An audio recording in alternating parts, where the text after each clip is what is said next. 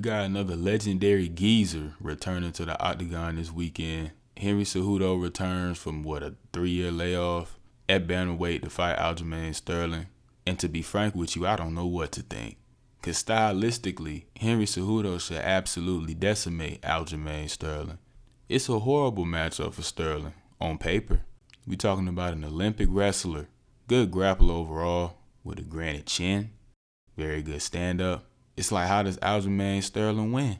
But for as much as everybody on the planet that cares about the UFC hates Aljamain Sterling, he is very underrated and underappreciated, we can be honest. He's underrated on the feet, both offensively and defensively, even though his offensive technique is atrocious. He is a piss-poor wrestler, but he is an elite jiu-jitsu practitioner. And all he needs is to get you down 1 or 2 times, and either the fight can be over or he's done won this whole round because he didn't backpack you for 4 minutes. Being that Henry is a geezer, he ain't fought in 3 years, and he's significantly smaller than Aljamain Sterling, it kind of make me question how it is he gonna win this fight. Now, I have a feeling how he's gonna approach it. He's gonna try and walk Aljo down and swing. That's how he beat, say, Marlon Moraes.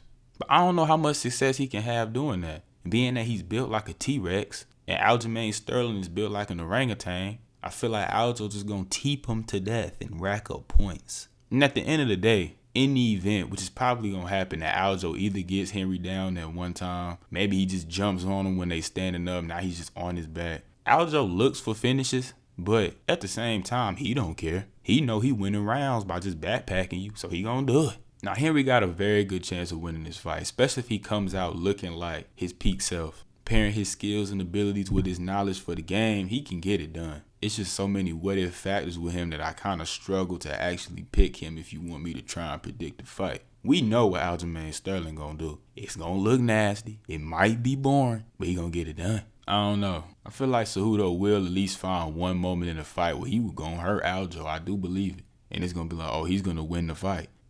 Until he doesn't finish him off, we get to the scorecards and Aljo won 4 rounds somehow. I'll go with Aljamain Sterling. I don't really want to because, like, bro, this division is, We got Aljo at the top. Merab, who probably the best bantamweight for real, but he's never going to fight Aljo. And then Aljamain want to fight Sean O'Malley next. Like, bro, you're going to decimate him. Whatever.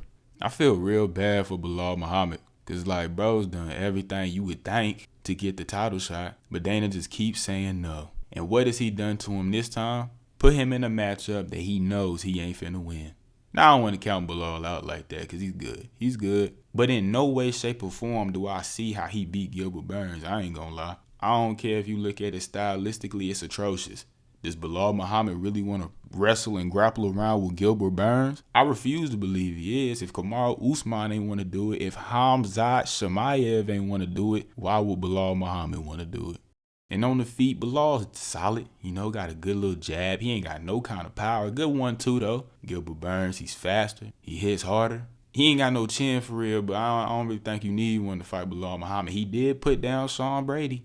That was impressive. Hopefully that's a sign of what's to come. All jokes aside, though, Gilbert Burns, he's superior everywhere to Belal Muhammad. I ain't gonna lie to you, bro. And I hate that for Belal. I really do. And Gilbert Burns, like, mentally has been, like, ordained by Jesus Christ. He just don't care. He won't smoke with everybody. He's fought 3 times this year, and it's only May. He not a normal human being right now. I really think he finna make a legitimate run at this belt, but he's got to beat Belal first, and I do believe he does that.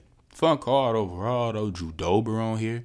I think he wins. Jessica Andrade on here. I think she wins. I'm recording this like an hour after the Bryce Mitchell news dropped, so that hurt the card a bit, so I don't care about that fight no more. But fun night overall. This should be enjoyable.